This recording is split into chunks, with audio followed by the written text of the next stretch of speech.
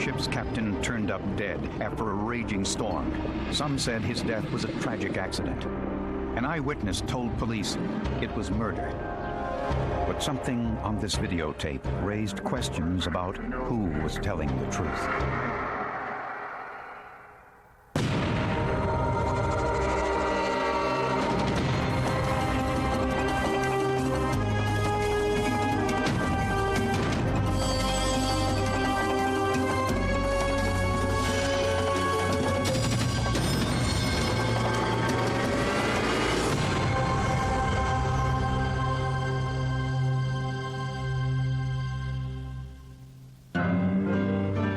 Venice, Louisiana, like its namesake in Italy, is a place where life revolves around the water. The small town marks the spot where the Mississippi River empties into the Gulf of Mexico.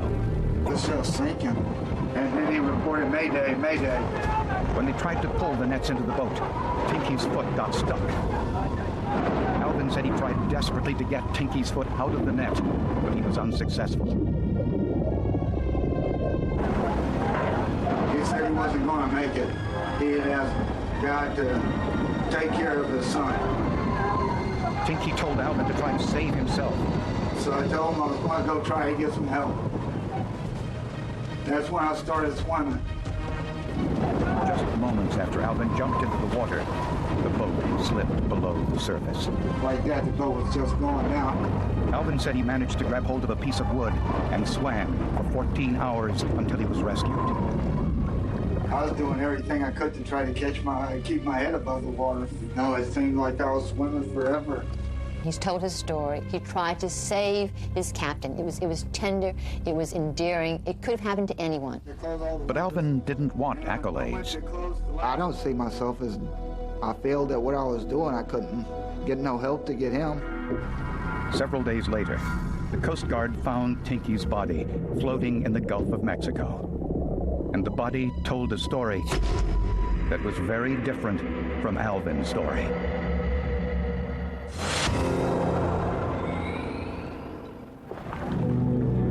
The Coast Guard found Tinky Liker's body in the Gulf of Mexico 5 days after the storm. The only other person on the boat, Alvin Latham, said he tried to save Tinky's life but was unable to free his foot from the fishing nets. He was going around talking about it like he was a hero. He had survived the storm and all that type of thing. But when the local coroner performed a routine autopsy, the findings contradicted Alvin's story. He had trauma to his head. His left arm was partially amputated. The coroner also found 5 stab wounds on the arms that would be considered defensive wounds, as if the victim was fending off a knife attack. Someone that's trying to defend themselves would raise their arms in front of their face, and then in that way they would catch the stab wounds about the forearm, and that's the way they was on Raymond Liker. And the coroner found evidence of blunt force trauma to the head. Tinky Liker's death was ruled a homicide. Someone killed Raymond Liker. Alvin Latham was the only one on the boat that we know of. His own self said he was the only one. When the Coast Guard interviewed Alvin just after his rescue, he said nothing about Tinky being stabbed or struck in the head. So police asked Alvin to come to headquarters and explain the discrepancies. So we started en route to the jail, and he says, well, y'all found the body? And I said, yeah, we did, He says, well, I guess I'm in trouble. Investigators videotaped the interrogation. Alvin Latham's original story when we first picked him up, he said the captain was caught in a trawl net, the boat was sinking, and he swam off of the boat and watched it go down. He was underwater, and I started swimming off for the first platform I could get to. Police informed Alvin Latham that the story he told didn't match the forensic evidence. He had several stab marks on his body, and just didn't know why he stabbed. I didn't stab him. If Raymond Liker's foot was caught in the net, he would have went down with that boat, okay? Did you murder the guy? Did you murder him? Well, then I don't have to lock you up. But I want to know what happened. But I'm trying to tell you, that's the best that I can. Well, who murdered him then if you did? I don't know. After 5 hours of questioning and 3 more on the following day, Alvin gradually began to change his story. Alvin started saying things like he felt uncomfortable with Raymond Liker. He didn't make him feel comfortable. He was coming up with things that happened to him on that boat, as saying that Raymond touched his leg, made him feel uncomfortable, that type of thing. I'm thinking finally we're getting somewhere with him, Finally we're starting to get the truth. And that's when he come around and started telling us what he told us, about the stabbing.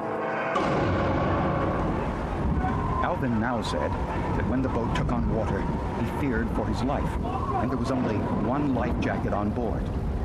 To get the life jacket, Alvin waited until Tinky's back was turned, grabbed a pipe, and struck him. How many times did you hear that fight? Just once. Alvin said when he tried to grab the life jacket, Tinky came after him. Alvin used a knife to defend himself. Interrogation. I think this is shoddy, poor police work, and I think the detectives who conducted this interrogation should be retrained, and until they're retrained, should not be permitted to do another interrogation. During the first day of police interrogation, Alvin denied he killed Tinky. Never. Come on, Al, what you gonna do? Say something. Explain it. What you saw was an incredible amount of intimidation. Over 100 times, Alvin said that he did not do it. He was emphatic in saying that he did not do it. You stabbed him. I did. Why did you stab him? I did. Alvin, all the time it shows you did. You hit him in the throat with something? Hit him in the head with something? You didn't do nothing. I don't believe that.